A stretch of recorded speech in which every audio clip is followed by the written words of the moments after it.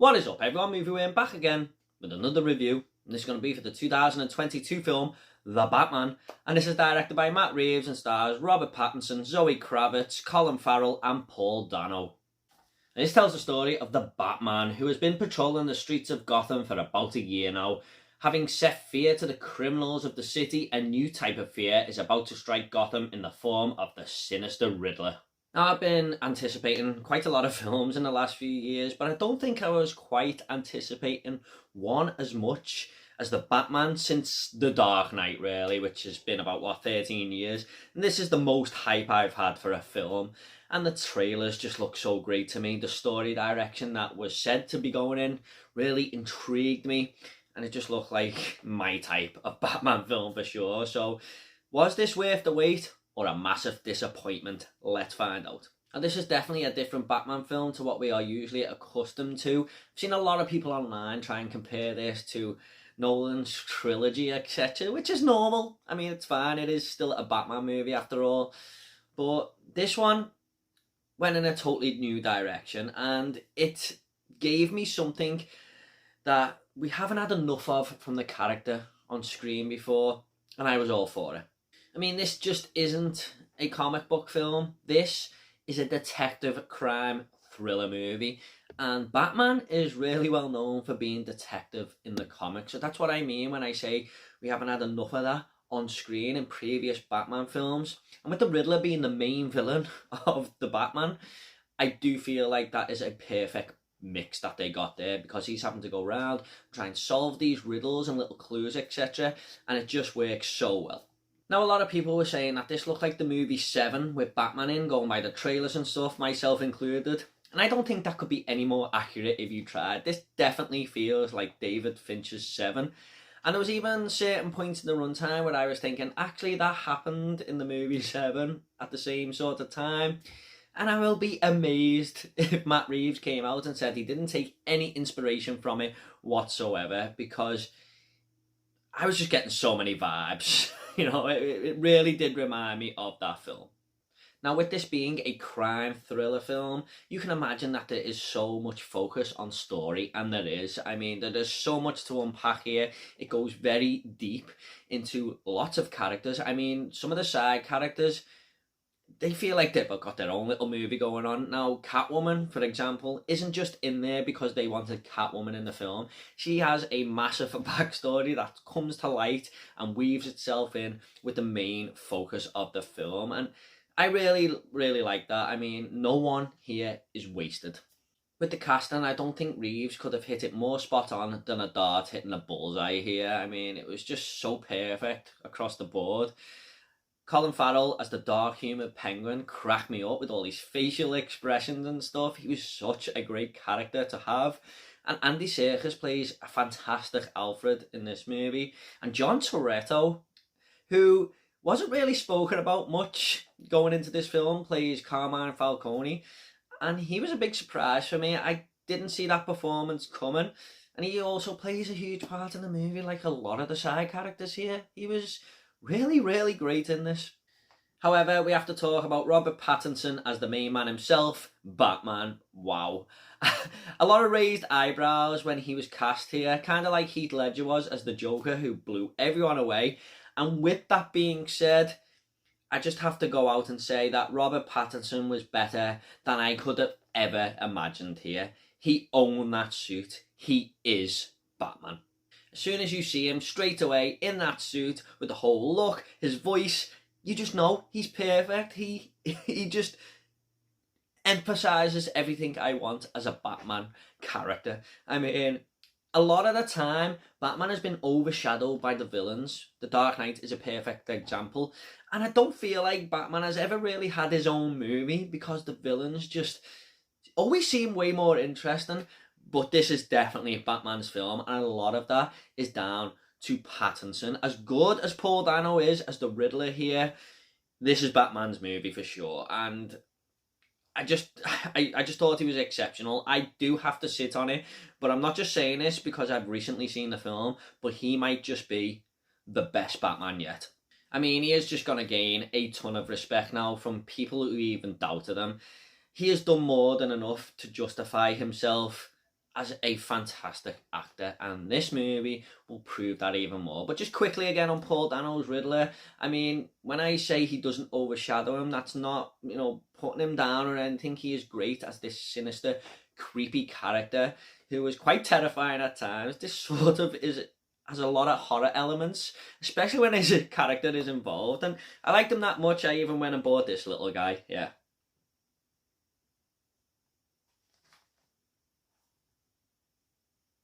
However, the star of the entire show for me is Matt Reeves. This is an incredibly directed film from him.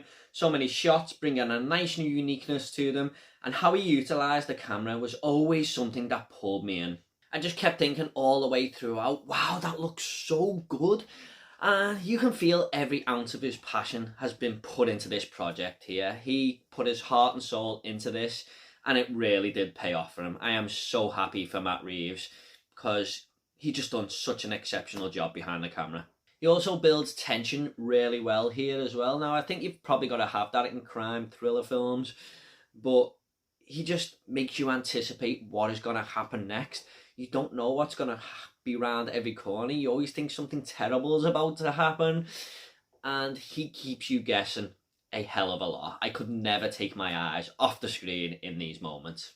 Added to that is the whole visual look of this film. I mean, the cinematography is just gorgeous. In fact, it's mind-blowing, and it just gives you the atmosphere that it needs. You can feel every single raindrop. The dark streets are lit up in all the right places with these gorgeous neon signs that just glow when they need to. I mean, visually, it's one of the best looking films I have ever seen in my life. I mean, every single shot looks amazing, but the city is utilised so well here as well. I mean, you can just feel the dark bleakness of it. I mean, you know that it's crime-ridden, it's full of corruption, and you just know there's something dark down every entry. Gotham feels very, very dangerous, and it's almost a character in itself. He created a brilliant Gotham City here, and one that just felt great to be a part of, but one I would never want to live in. And with all that, you can absolutely believe there's a serial killer running around these streets, striking fear into everyone who lives there. But the amazing score just blends all these elements so well. I mean, it's kind of the cherry on the top. You got the cinematography, the direction, and a beautiful score from Michael Giacchino just right on the top there. It is a perfect mix. There is some action that gets subsided for all of that though, so don't go in expecting this massive action epic, although in the third act it does give you a lot more than that. But when these moments are done, they're done very well indeed, especially a chase scene with Oswald Cobblepot. I mean, that was probably one of, if not the best moment of the entire film. Side note here, but on a personal level as well, seeing Gotham filmed in my hometown and noticing all these locations was just a personal treat for me. I mean, I just kept pointing out, oh look, there's that place, and it brought a real uniqueness to me, and I'm really happy Matt Reeves chose Liverpool to be a part of this wonderful movie. Now, it's no secret that this film is nearly 3 hours long, and as a Batman fan, I'm happy to report that I don't think it dragged whatsoever. In fact, I wanted more. Now, as a neutral, you may feel this a little bit. I have seen a few people say it did drag in places.